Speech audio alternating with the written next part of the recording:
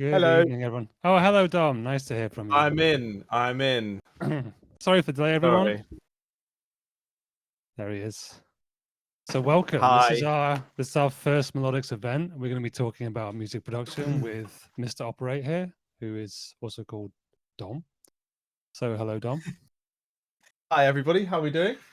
We were supposed to be joined by our resident vibes man, Stephen, but he's got food poisoning, I believe, so he's gone to Yes, he bed. does.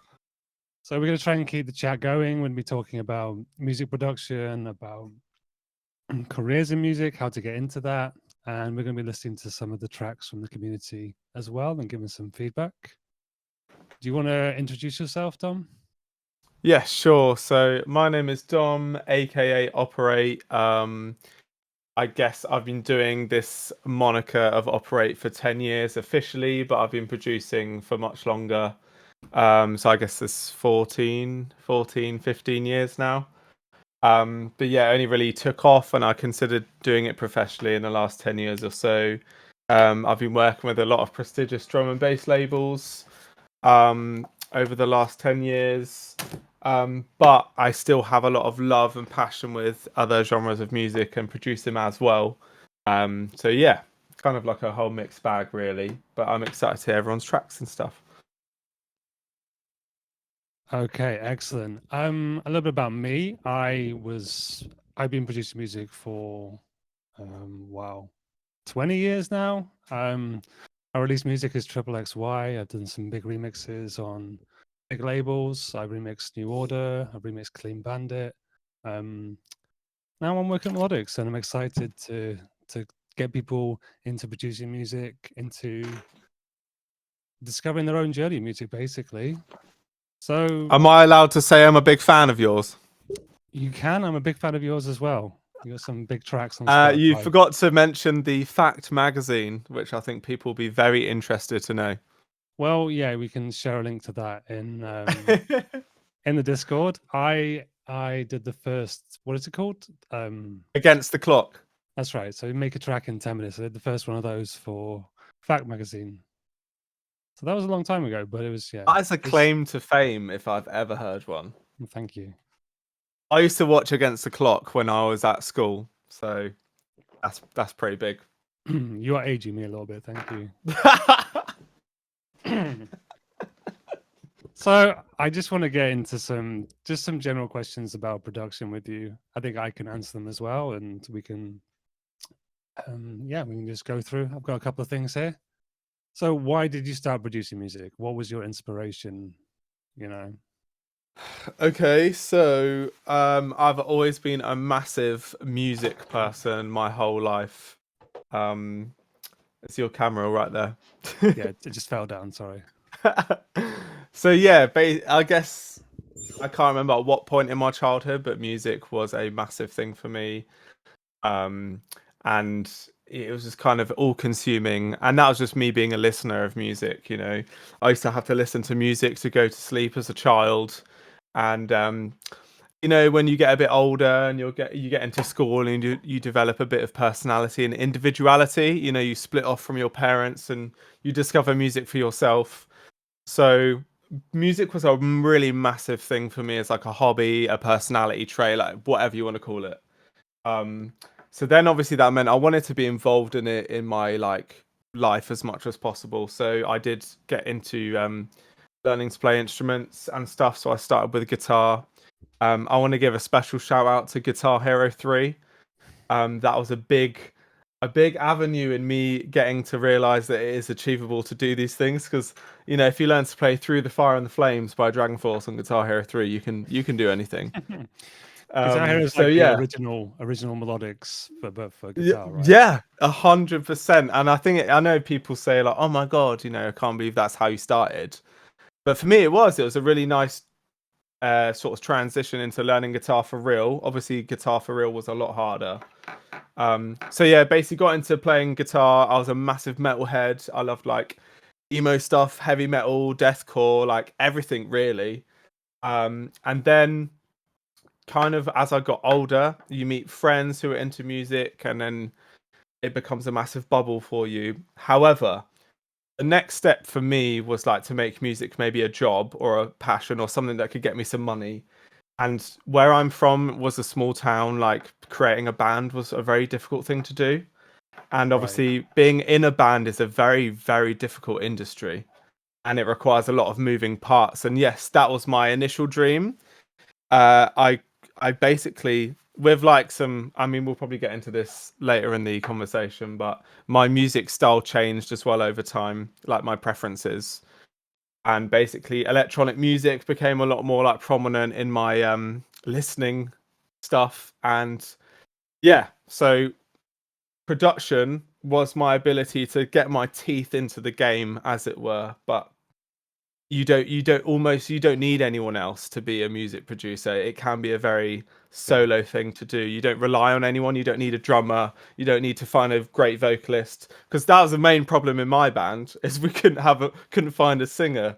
And like that's like what a core element, right? So yeah, production for me is my way of like getting into this industry that I love so much, but being able to do it independently. I guess that's my one. What about yours? Well, I started out in bands. I was playing guitar and writing songs, and I was playing through school. We had like a lot of school friends we were in a band with, but there was, I would say, creative differences. So I think basically I just took over and I was making all the music and writing all the songs and leading direction. So the obvious step for me was to not be in a band and just do everything myself. And obviously my interest in music, my well, the interest in electronic music grew as I got older, and I didn't really want to play guitar anymore and sing songs. So I just learned how to make songs on my own. Like, did you have? I was like, reading internet forums and trying to pick up little bits of knowledge from here and there. Did you have people around you that you could learn music production from, or you just on your own? Um, so interestingly, I during this transitionary phase, I made the choice of going to like a music college, or it's just like a normal college, but I did like a music B Tech, so like it's a national diploma basically, Right. and they just gave us access to the studios where they had for me my first love of Logic Pro 9, I think it was at the time. And we literally would have days at this college where the lecturer would be like, right, you just go and crack on and just make stuff. So Yeah. with that, you're kind of like messing about all the time. But I had my friends alongside me who are in the same, like, at the same level. So we were like learning together. We're Hmm. making mistakes together. We're just making stupid stuff, like having a great time doing it. And for me, that was a really great, like, like diving board into getting into it for real. Because for me, when you learn something new, it like has to be fun. Otherwise, you don't want to do it anymore. And if you like bog down and getting like the perfect output straight at the beginning, I think you're gonna like pigeonhole yourself.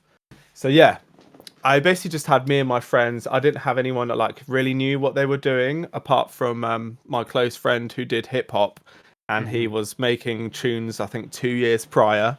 So he was kind of helping me with like arrangement style of things. Hmm. But I very early on wanted to just make drum and bass. So like he couldn't help me as much with that. But in terms of like getting from A to B and navigating the DAW, which was Logic for us, he was a great help in that. So yeah, that was mine. But you had What about yours? you had people to learn together with, right? That was the Yeah, core element of making music for, was having peers you could bounce ideas off. And having fun, just being silly, making tunes that make no sense whatsoever, right. and just playing them to each other and be like, "Look at this weird thing that I've just made." Like it was a massive vibe, man. Awesome. Well, I was fully on my own. Like, I had friends that like dabbled, but they weren't Oh no like way! they weren't into it. Like, had lots of DJ friends, lots of people that did little bits on NPCs, but they made beats, but like they didn't know about making full tracks and everything. So I was fully on my own, and then I was like making tunes and giving them to my DJ friends, and like, oh yeah, this is cool. And then like some of them had like internet radio shows. Remember those, like back in the day? Yeah, yeah, So they would like play some of the tracks on their internet radio shows, and I got some interest from labels through that. My production was not like amazing. It was just, I think I was more like, the vibes were good, you know? people Yeah, yeah, enjoyed the yeah. vibes of my music and saw something in that and wanted to release it. Like, when did you start sending music out to labels? Did you know people with labels or? I honestly was doing it straight away, which Right. I really regret now because my tunes were terrible. Um, and obviously there's some, were getting kicked back or whatever, but I actually did have a release locked in within the first 6 months of my journey.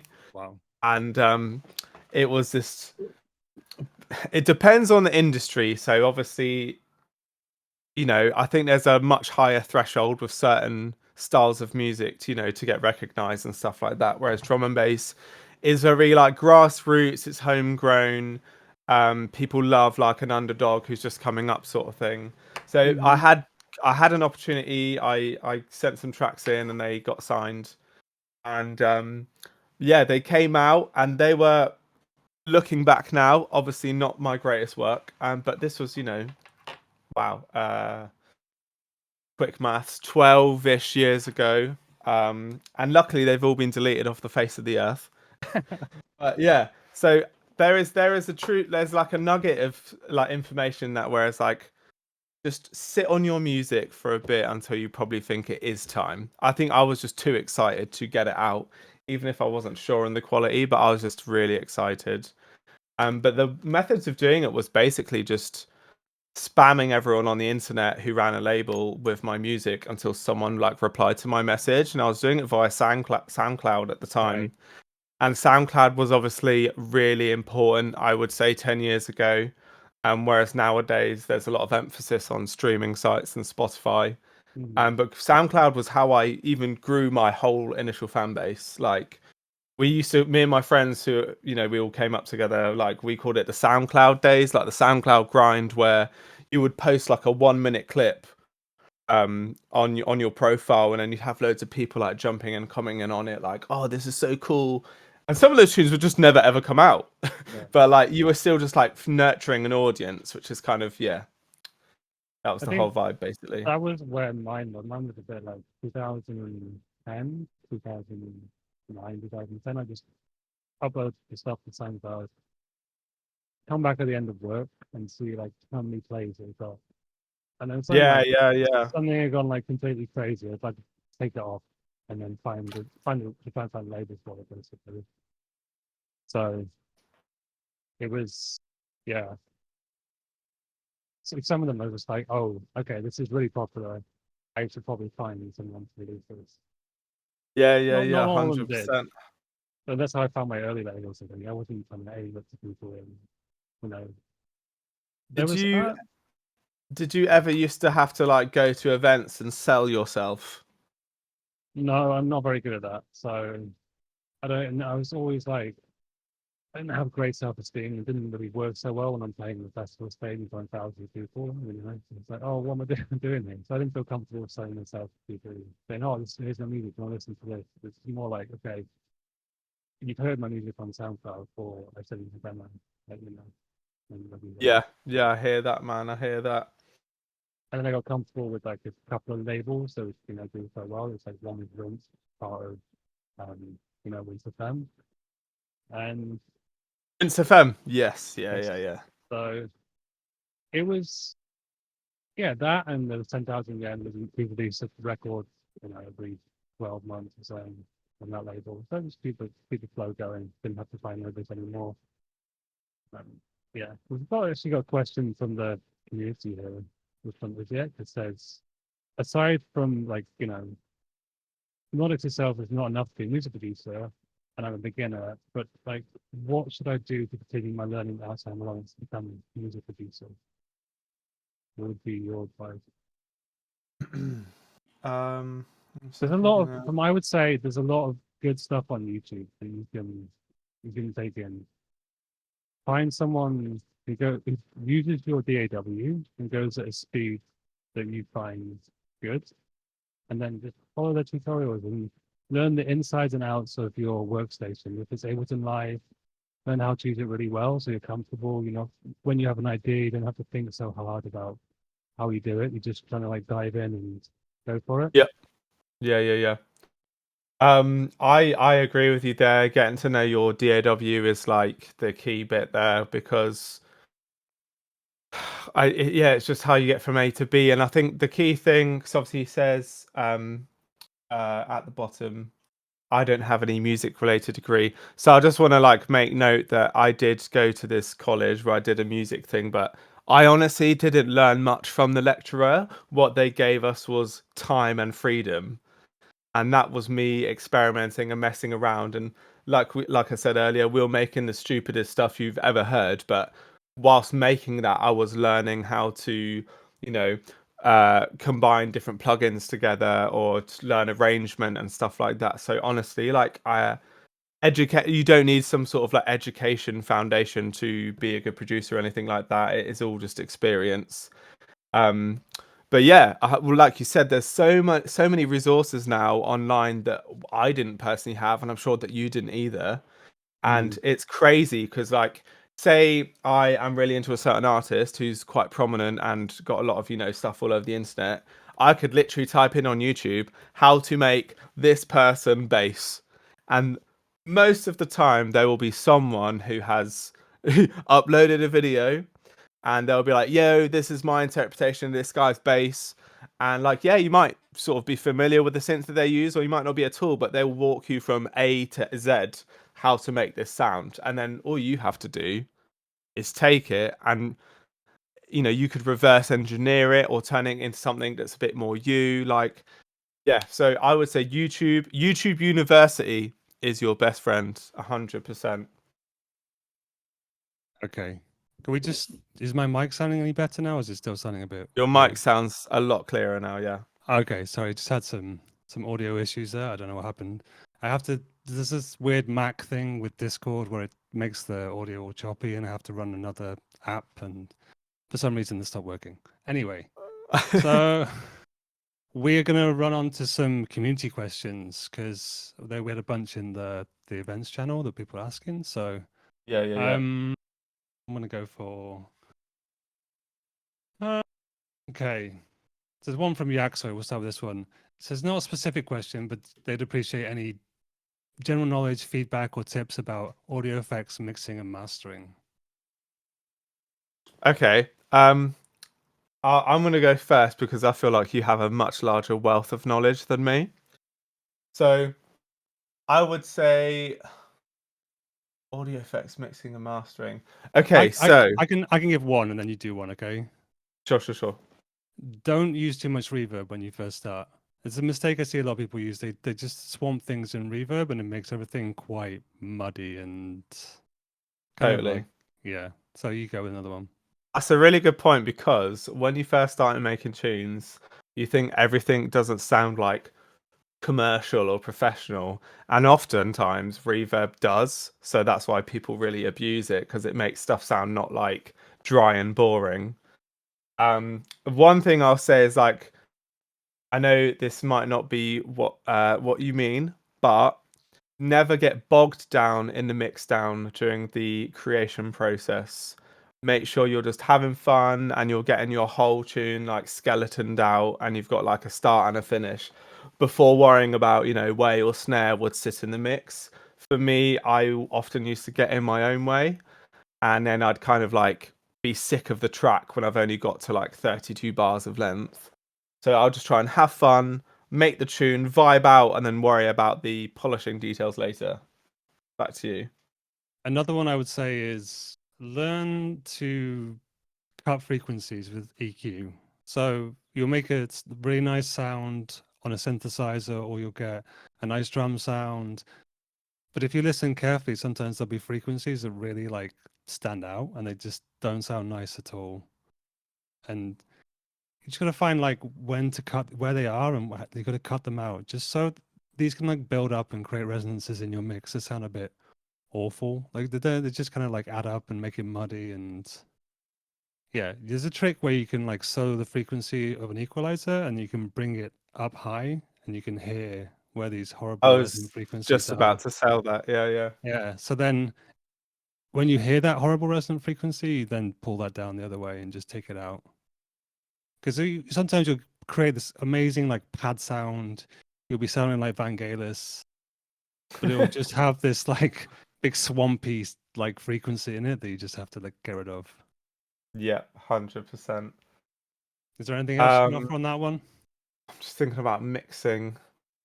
Um, I guess one interesting thing is depending on how complicated your tune is, and like if you've got a lot of track layers and stuff, if you think about stereo spacing, so your stereo imaging, sorry, and where things are placed in the mix, and for those that might not know what I mean, it's similar to panning, but if you close your eyes and you're watching a band, you can visualize, you've got a guitar to the right, a guitar to the left, you've got a vocalist in the center, and then you've got the drum set behind you. So often if your mix is feeling a bit muddy or crowded, and the like if you've not got clashing frequencies and you're wondering why does this sound so crowded, often you can pan things around in the mix so that they're Mm, not like grouped together.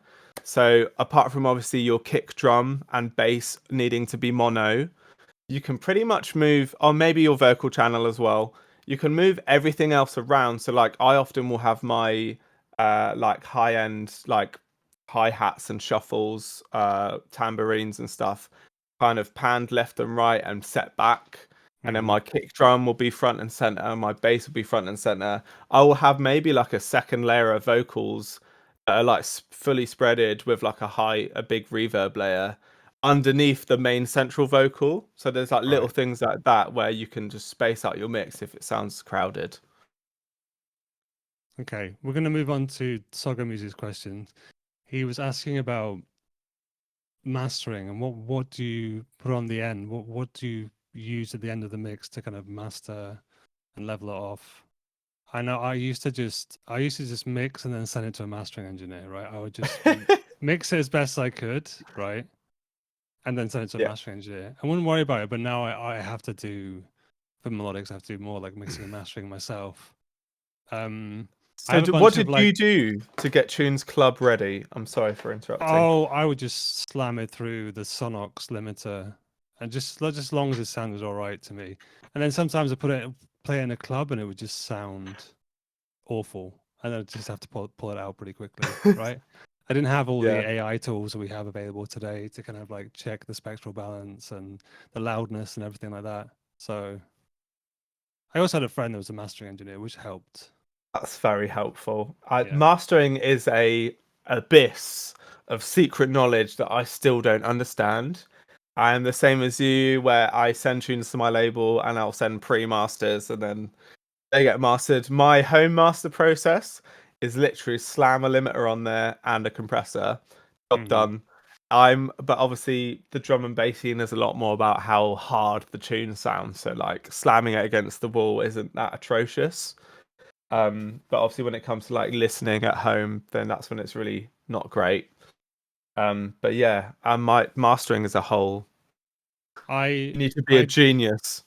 I do some gentle compression. I use UAD plugins for the kind of mastering chain. Gentle compression, and there's some EQ correction. I also use some Sonable plugins, and they're like uh, they tell me how loud it is. They tell me the spectral balance. Whether it fits in with other. It shows you a curve basically of other songs within that genre and how their EQ looks, and then it compares it to my EQ, and it'll show me if my bass is way off or if it's way too loud or way too quiet. And then I use the fab filter limiter, and then I use that to kind Yeah, of like to bring the level up to a loudness which fits. We have yeah, a yeah. for the Melodics lessons we use a certain loudness, so I use that to check the loudness of the final track for the lesson. We move on to another question because we're going through time. Should we go to Mr. Sam's question? He asked Which about one? he's doing different masters for different platforms, but um, I think we kind of covered that. They these kind of loudness plugins, the one I use, the Sonable, I can't remember what it's called, but it's a Sonable loudness one. It'll give you profiles for different streaming services, so you can then create different masters to send to different services. But when I've been doing distribution, they just get me to upload one master, so it's not like I'm able to upload different masters for different services. Very good question. I've never had to make different masters, to be honest. Apart from like I've made edits of different tracks. Right. So Spotify will often have a radio edit where we sort of condense the track, because obviously it's a stream platform. If you have a sort of shorter arrangement, it will have more replay value. And Hmm. then my Beatport release, which is obviously for DJs, will be like a long cut of the tune, and it will have all the time needed for beat matching and stuff like that. But I've never had to change, yeah, like the quality of the master or the mix or anything like that. Okay. So we move on to Miss Sam's other question about working with other artists. What's the best way to give them constructive advice, addressing their problems, errors, mistakes? You work with a lot of other artists, right? A lot of your releases are with other Yeah. producers and singers. So I think you're more in a position to answer that than me. Is that because you're a solitary producer? Yeah, I just do it on my own. So I guess in the context he's saying giving another artist advice, say they've sent you a track for feedback. The first thing that I'll immediately do so that like no one's offended, and I actually love this receiving this myself, is when I send a track out, for example, let's say I send you a tune, I'll be Mm, like, Rupert, I've made this tune and I just want a vibe check.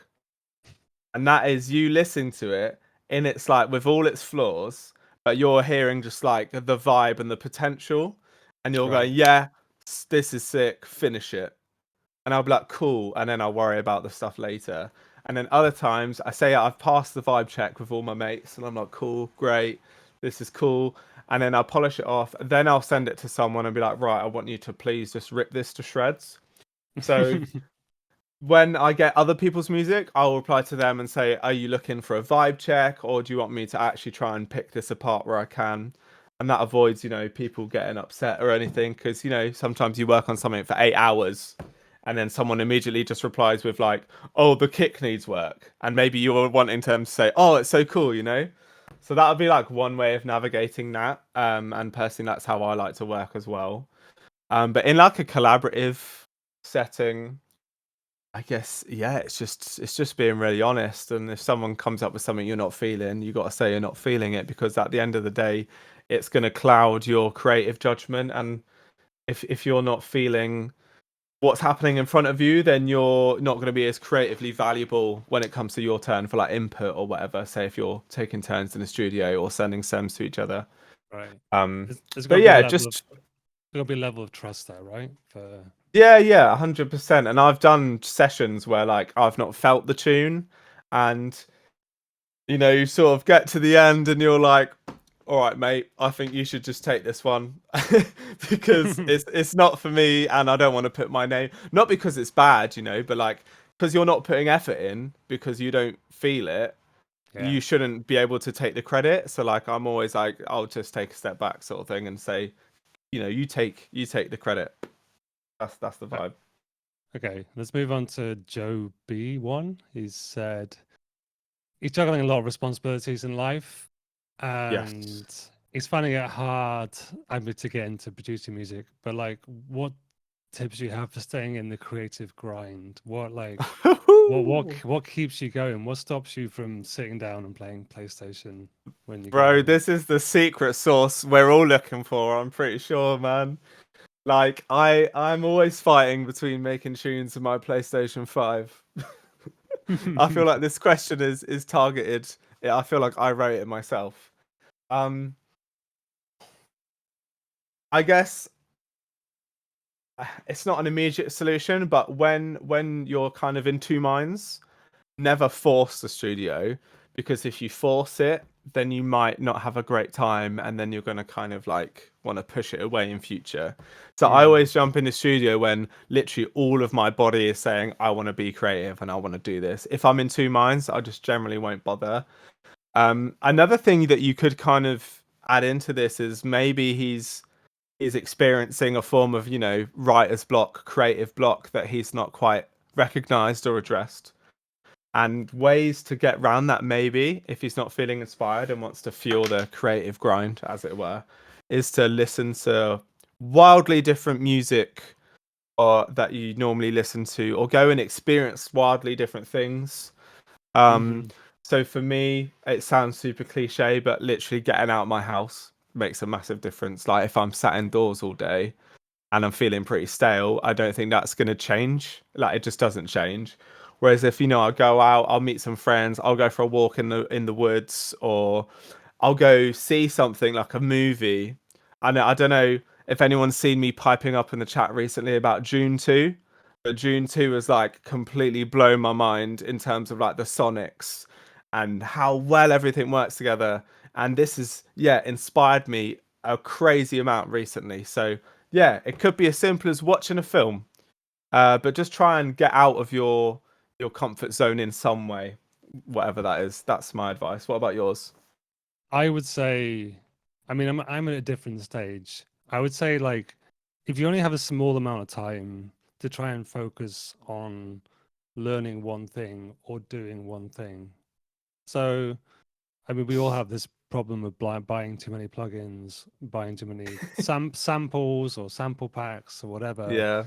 So if you don't have like too much time, try and just give yourself half an hour just to learn that one synth that you've bought, right?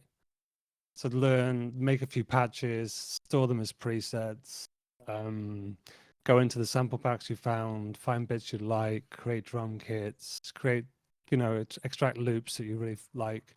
Just like if you have the, excuse me, if you have the option just to favorite them in your DAW and keep them for later. So when you do find yourself with a bit more time, then you can like really get into it and you're not being held back by just making new patches. You already have the patches you made on the synth. You already have the samples you want to use. So just get in there and just like bang out a track as quickly as possible.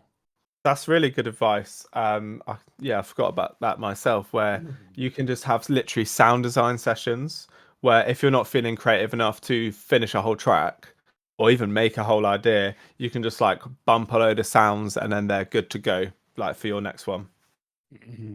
Sorry, I need to get some water, but should we move on to some track feedback? Yeah. Who are we going to start with? We start with Mr. Sam's track. I'm just going to pull it up in my browser and hopefully this will be able to play on the... Yep. It worked before when we did it, so let's see. Okay. Go live. With the video that pops up, you might have to unmute it if it just came up for you. And I'm going to play it and I'll be back in a second. I can hear it.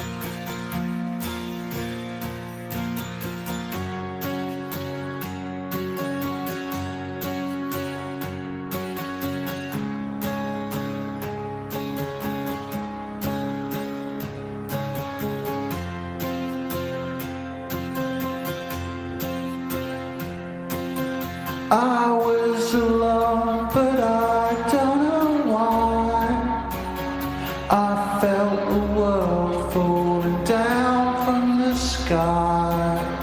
I was alone, but I don't know why. I felt the world falling down from the sky. You weren't alone, I was by your side. I saw your world falling down from the sky. You weren't alone, I was by your side. I saw your world falling down from the sky. I was alone, but I don't know why. I felt the world falling down from the sky. I was alone, but I don't know why. I felt the world falling down from the sky. You weren't alone, I was by your side. I saw your world falling down from the sky. You weren't alone, I was by your side. I saw your world falling down from the sky.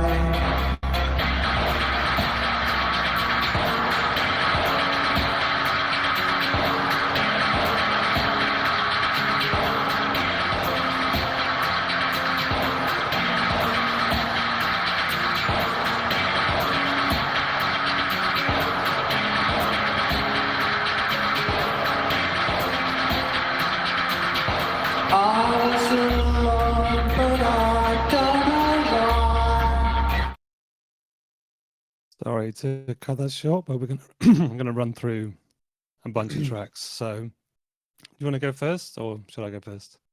Oh, sure. I'll say a couple points. Immediately, I want to give a special nod to. I think it sounds like a fun mixture between Oasis and Nine Inch Nails with the like industrialness towards the latter half of the track.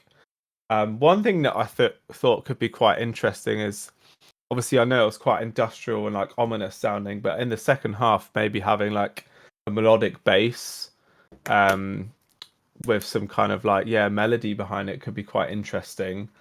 But in terms of like the mix, like the low end is I'd say quite intense on that one. Excuse me. Sorry, I've been struggling with a cold. I'm still getting over it. But I think it's the bass kind of swamps the track when it comes in. It sounds like a kind of cassette kind of compression kind of thing, where when the bass Yeah. hits, everything kind of ducks back, and it's quite a cool effect. And I'm wondering whether that was intended or accidental. There are in the kind of like scratchy industrial kind of sounds. There are some kind of Yes. harsh frequencies that could have been brought back, and I feel it could have been like more like spread out, so it could have been all around you and a bit more. I don't know. Yeah, no, I agree. But I see everyone's comments, and I do actually agree that it's a great start of a TV show soundtrack. Mm-hmm. Yeah, it's a great kind of intro or contemplative moment in a TV show. Yeah, introspective vibes, man. Should we move on Thank you, Mr. to? Sam. Yeah, thank you, Mr. Sam. Let's have some clapping in the chat, Mr. Sam. Should we move on to audio defect wave? And this Yep. is we did have two, but I think we're only going to have time for one on this one. So we're going to go for Lux, and that's the 2023, and do the same sharing. There we go. Live, and I'll play it. Bad transition there, but we're gonna have to cut and give some feedback on this one. I feel like there's some kind of rogue sounds in the bass there. They're kind of like in both my ears, kind of sub bassy sounds. I think from the ARP, I think from some delay effects. Yep. And there's a bass that comes in halfway through that kind of like lifts the emotion of the track, and I feel like it's kind of swamped out by the other bassy sounds that are in there. I think it comes around like 1 minute 57, about 2 minutes in. Yeah. I think with a bit of gentle high passing on some of the other elements, that bass would really come out like really nicely and kind of just give a good push in the middle of the track. Yeah, definitely. I'm really into the ARP, man. It reminds me of someone just to mention actually the Postal Service. Mm-hmm. The song I think it's called The District. 2 seconds. What's it called? The District Sleeps Alone Tonight. So yeah, it's proper uplifting, ethereal energy. I really like the like swelling pads that come in halfway through, the more like high end ones. Yeah, it's just really nice. And again, another introspective tune. I did really like the drums. So the drums really accentuate the ARP well because they're kind of like syncopated with each other. You know, it's kind of like an upbeat, like 16th stabby energy. So that's really fun. I think they complement each other well. I don't really have any comments in terms of like critical feedback, but I agree with you on the low end there. But yeah, it's really like the ARPs are really beautiful sounding. There's a really nice vibe to it. As Mike said, it's kind of like Royksopy vibes on those kind of plinky ARPs. It's great. Okay, so we move on Thank to you very much. Audio Yes, thank defect you. wave. Claps in the chat for audio defect wave.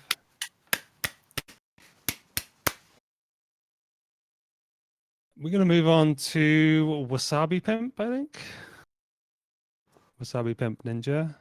Let's see if I can. This is an iconic name. Yeah, I'm just going to change the. Oh, sorry. Not what I was looking for. I need to share a different window. And there we go. That's it.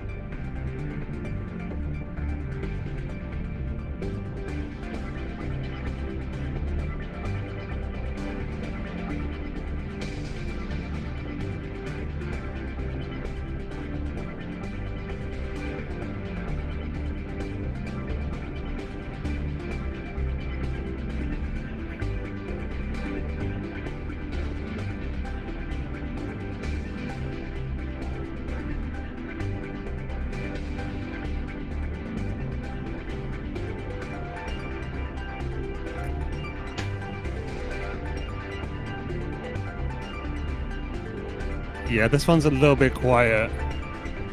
I can't turn it up much more than it is already, unfortunately.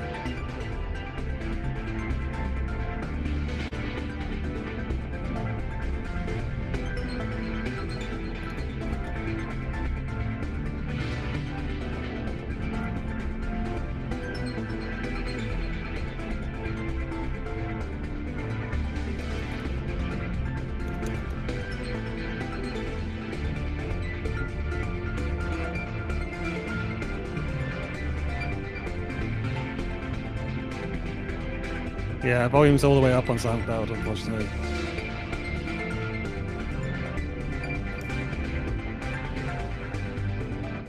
Okay, let's pause that one. First thing, it's very quiet, but that's not a bad thing. It can be mastered. You use the limiter just to get the levels quite high. SoundCloud will limit it even if you go too high. So not limit it. I think it just brings the level down, doesn't it? So Yeah. So comments about the track itself. I love the arps again. I do love this kind of. I've always had arps in my tracks. Just something I really love to play around with. You know, you just Close to home for you, man. You hold a chord and you just kind of get creative with the sounds and delays and the decays and stuff. It's some real like sci-fi soundtrack vibes. I feel like I'm going off into space. You know, it could be the backing for like a space RPG or something like that. It's really, yeah, it's really nice, and it's kind of got that vibe where it doesn't need to be pinned down by like a drum kit or anything. No, there's a lot of energy. What could be really cool is maybe some like automation on like a filter, like a high pass or a low pass, so that you have some more movement. But this is like later on in the track, obviously, for some progression vibes. Yeah, like I said, it is like a proper soundtrack thing. So we don't really need to look at the structure too much. It's just kind of, it is what it is, man. It's a lovely experience. Some other things that I thought could be cool. Again, this will be later down the line. So for progressive elements, is stripping some elements back.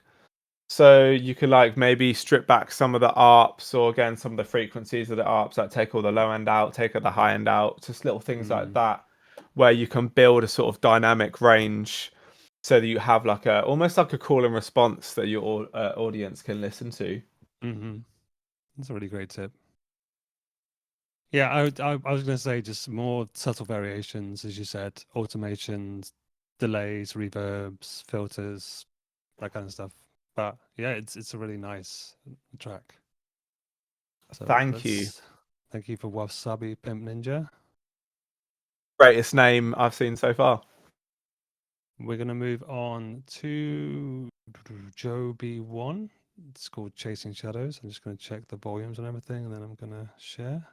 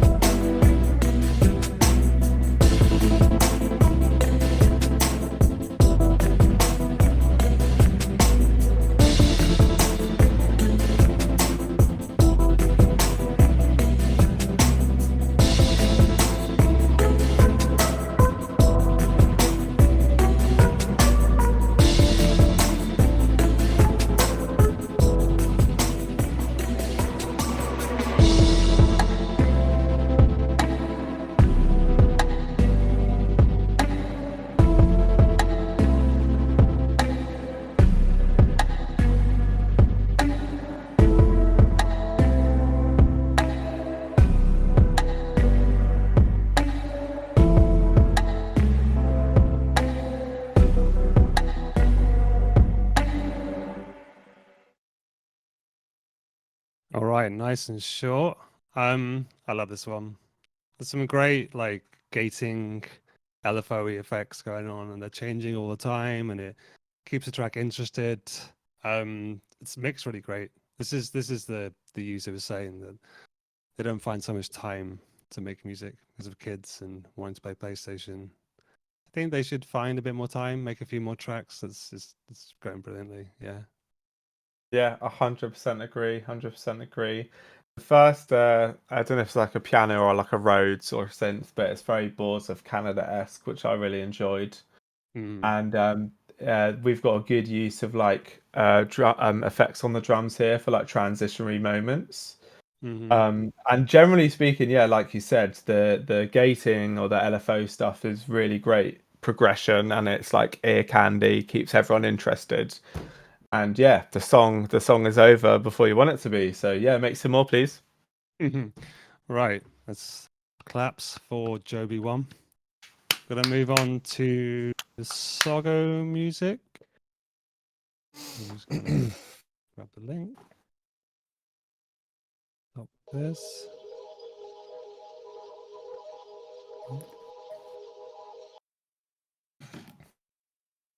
One sec.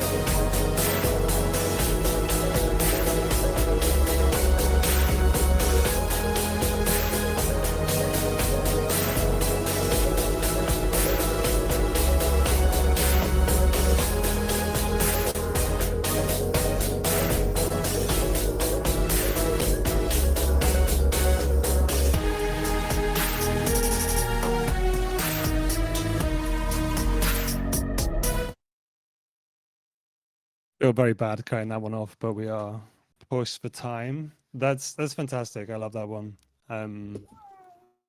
Yeah, lots of nice change ups. There's some really great sounds. The mixing is really good. I would the small thing I would say is just there's no the transitions between different sections are a bit sudden. There could be some kind of like lead up to them, some kind of effects, some kind of automation, but it's really small thing. Tom? Yeah, I'm quite into this.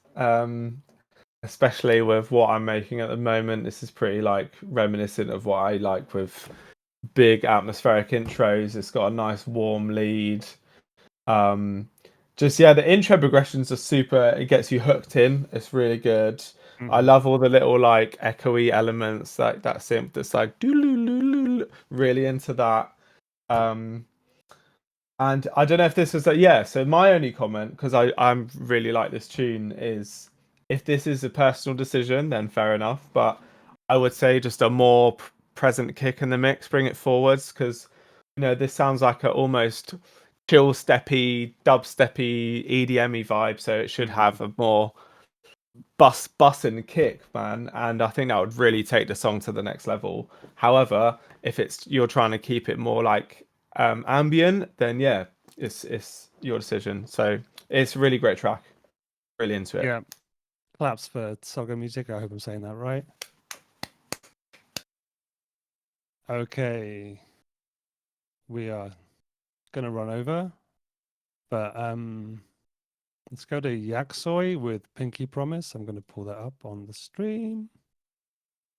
There it is. Volume.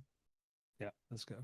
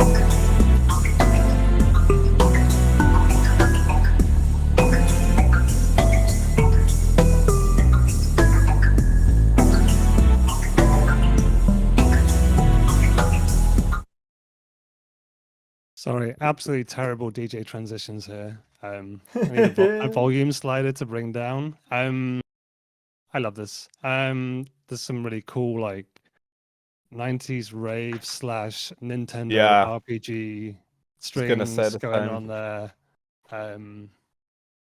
Yeah, I love it. The thing I would say is there's a couple of basses going on. They're kind of clashing with each other. You need to find spaces in the sub bass region to kind of like scoop them out, find their own space, use some side chaining maybe.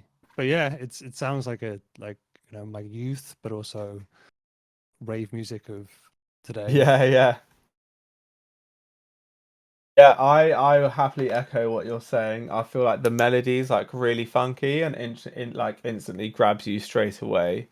I really like the pads that come in. The bass that rides under the melody is really nice as well. I feel like it's very funky and exciting. And I feel like the song has a lot of events in it, kind of like quick transitions into different things being there or not there. So that keeps it actually very engaging for me as a listener. And that effect towards the end there, just as it broke down, really came out of nowhere, and I was intrigued as to what was going to happen next. So yeah, good use of effects for transitions as well.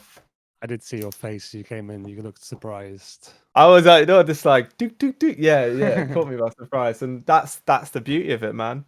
Yeah. So round of applause for Yaksoy. Some claps in chat. Okay.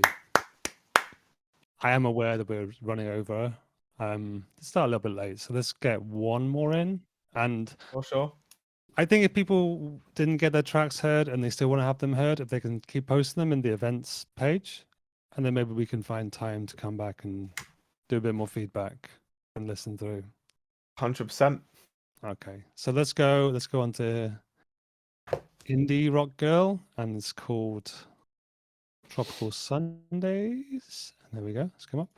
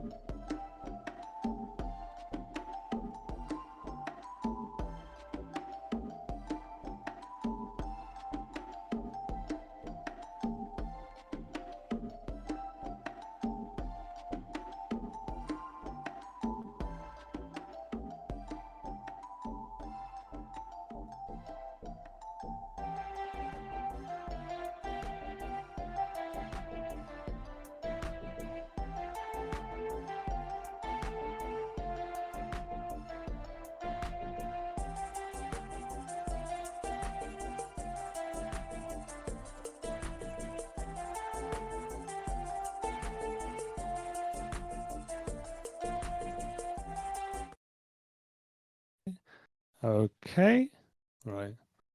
So that one was also a little bit quiet. They said that they created with summer in mind, all the fun that plays in the sun, or feeling the sun rays wash over easily in the sand. Definitely a sunny kind of vibe in Feel there. it. Yeah, Yeah. nice leads, nice sounds. The drums sound good. I would say that it sounds a little bit dry. As before, I said like you can apply too much reverb to sounds, but also you kind of like too little. So everything sounds a bit dry, and it's nice to use a bit of reverb just to kind of like meld elements together, put them in the same space, especially drum sounds, you know. We're used to drums recorded in the same room, so they have a room sound, right? So if you have your hi-hats and your snares and your toms or whatever, a little bit of the same reverb on them all, they'll sound like they're in the same space. They're not going to sound so disconnected. Yeah, 100%. From a musical standpoint, I thought it was really good. The melodies, because there was a few layers of melodies going on, dance around each other really well. And I think this is the first song that I've heard today with like a shaker in it, a tambourine. So I thought that was a fun little switch up. Yeah, just good use of other percussion. So yeah, thumbs up from me. Okay, claps for Indie Rock Girl. I'm sorry if we didn't get to listen to your track today. Kind of running over time here. But as I said, keep posting your tracks in the event tracks channel. Maybe I'll give it a more catchy name so we can come back to that. We are going to do a bootcamp stream on here with what's his name? Tatro. That's his name. So Tatro is going to be in the community and he's going to be giving feedback on the bootcamp tracks.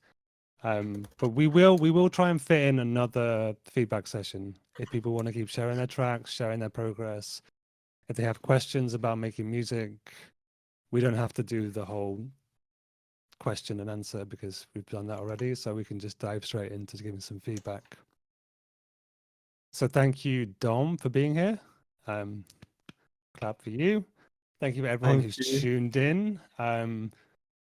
Thank you, for sending your music and asking your questions and being part of the community. And we look forward to seeing you at the next community event.